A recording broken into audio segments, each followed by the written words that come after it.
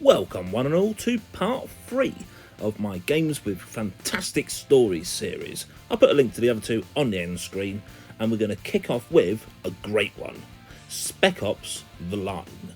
Now this is still trapped physically on the 7th generation. I'm sure you can get it digitally on newer things though. This came out when there were a lot of third-person cover shooters, and a fair few squad-based ones as well. The gameplay reminds me a little bit, not completely, but a little bit, of Tom Clancy's Ghost Recon. However, this is completely different, and the story on this is absolutely phenomenal. I'm not going to give you any spoilers at all. I'm just going to say, play it through to the end. It's not a particularly long game. I think it's between 9 and 12 hours, and it is so worth it for the twist. It's phenomenal. The game was actually banned in Dubai because it shows Dubai after it's been devastated and turned into a bit of a war zone. Just a little bit of information and trivia for you, but this is superb. It still looks great, the gameplay is fantastic, and the story, it's got to be one of the best. There is a line men like us have to cross.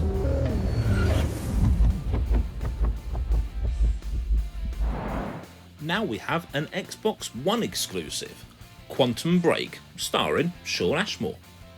This was originally planned to be a sequel to Alan Wake back in 2015. However, they decided they wanted to develop a brand new IP, and they had the idea for this time travel concept which they wanted to flush out, and I'm really glad they did. It's a good action game, you get some good puzzles, some great gameplay and graphics, but the story here is really one for you big sci-fi fans. You play as a character who, thanks to an accident involving an experiment on a time travel machine, gets some time manipulation powers. And just so happens, that's good, because the end of the world is nigh, and only you can stop it, well, you and some companions. It's definitely quite a hardcore sci-fi story. If you're into time travel and things, this is definitely one for you. I loved this game. It's one of my favourite Xbox exclusives, other than the obligatory Halos and Gears of War. A bit like your favourite TV show, you just want to keep binging and playing this game to find out what happens next, because it's not always what you expect. It's just a closed loop, and no matter what I do, time ends.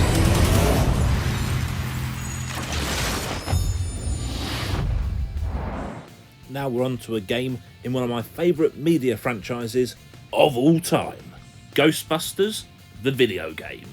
Who are you going to call? You're going to call the original cast, that's who. This is as close as we'll ever get to a Ghostbusters 3 film starring the full original cast. It is awesome from start to finish. You play as a fifth unnamed rookie.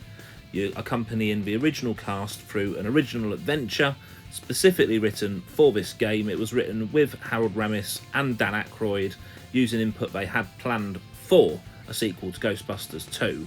I cannot praise this enough. I did give it its own video. Just play it. It's on pretty much every gen and every console, starting from the PS2 onwards. One for you horror fans out there who like to make themselves so scared they have nightmares. Made of Sker. This is a first-person survival game set in 1898 in the Sker Hotel on the fictional Sker Island. You've been invited by your lover to the hotel and asked to uncover the mysteries of the hotel and the family within. It definitely has the creep factor. Combat is very limited. You're mainly trying to sneak and avoid and stealth your way around, which adds a nice little layer. It's quite a tense game as well, with some good jump scares, or at least it made me jump anyway. Influenced by a Welsh folk tale, but obviously taken to the nth degree to try and make you shake in your booties. Really good fun game, definitely one for you survival horror fans. It throws back a little bit to your classics like Resident Evil with some of the style of the puzzles, and also the save system. You have to use gramophones, whereas in Resident Evil of course you use typewriters. Similar system, just different object. They haven't reinvented the wheel here, but what they have done is produce a really good, tense, creepy game, ideal for horror fans, with a lovely, deep story, which is twisted and scary and thrilling and engaging all in one go.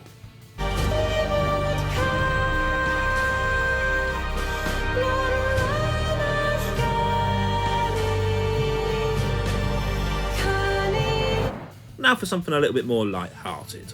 Star Trek Resurgence. This is definitely one for the fans. However, as with many licensed games, you don't have to know the IP. You can just like sci-fi or games with good stories and still get a lot out of it. It's an interactive movie style game, so a story is everything of course with these games, and it doesn't disappoint. It stays truthful to the lore and canon set up for the Star Trek universe. You play as one of 2 officers on a Starfleet ship, and you get involved in a deadly conspiracy. There's a lot of focus on player choices that has massive influence on the story and the ending, giving you a good level of replayability, as well as the expected quick time events and puzzles. Definitely one for the fans. Federation and the prospect for peace may very well depend on it. I do like to throw a bit of retro in these lists, and I've done so here with Wing Commander 3. This was done when they were obsessed with putting as much full motion video in games as possible. And I've got to say, I think it works for this. It goes with the style and with the age of the game. Now, I will say that the Wing Commander games are better played on PC than console. However, you can get 3 and 4 on PS1, which is where I've played them. I've gone with 3 just because it's the one I've replayed most recently and can remember the most. You have a stellar cast here, led by none other than Mark Hamill himself. There's a real deep selection of mechanics when you're flying the ship. It is a space simulator as much as a fighter game. When I first played this back in the day, I was blown away by just how many different things you could do. When it launched, it would have the advertising slogan of "Don't watch the game, play the movie," and that gives you an idea of how much they put into the full motion video scenes and indeed the story itself. Any sci-fi fan, you'll enjoy this. It's much more than just a space shooter. Dare I say, as a series, it's one of the best collections of space shooters of all time. Let me know what you think in the comments. The story does carry over from the previous games, but you can play it without having played the previous ones and still have a fantastic time. Have you ever wished you could find out what it was like to be a cat in a futuristic steampunk style world populated by robots, machines and mutant bacteria? Well, fantastic news! Now you can. With Stray. This came out in 2022 on most platforms. I think it's coming to the Switch later this year as well. And it is a full story game. It's got a nice unique premise. I can't think of any other games where you play as a stray cat, especially in this sort of steampunk futuristic stroke demolished world.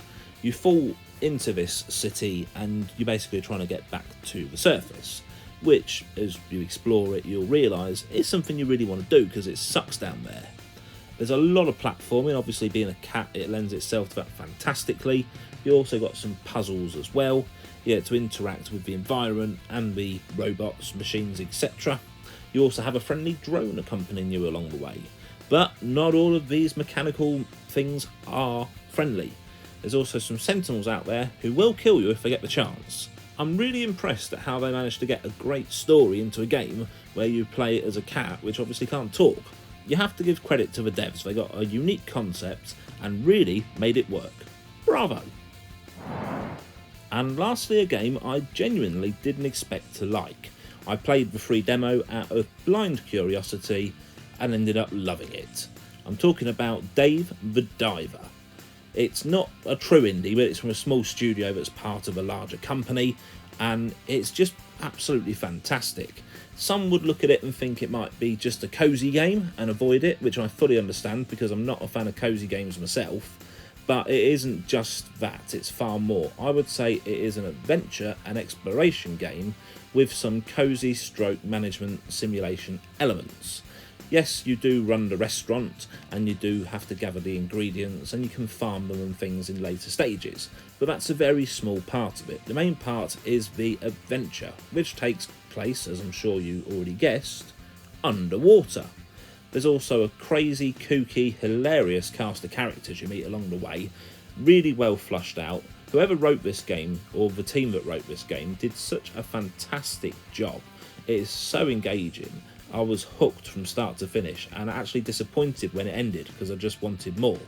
If there's still a free demo on the eShop, please try it. you could just discover your new favourite game. There's no telling what he may encounter. And that concludes part 3. If I've done things correctly, you should be seeing links to parts 1 and 2 here. We've got plenty of other videos on the channel to check out. Thank you so much for your time, and I'll see you really soon.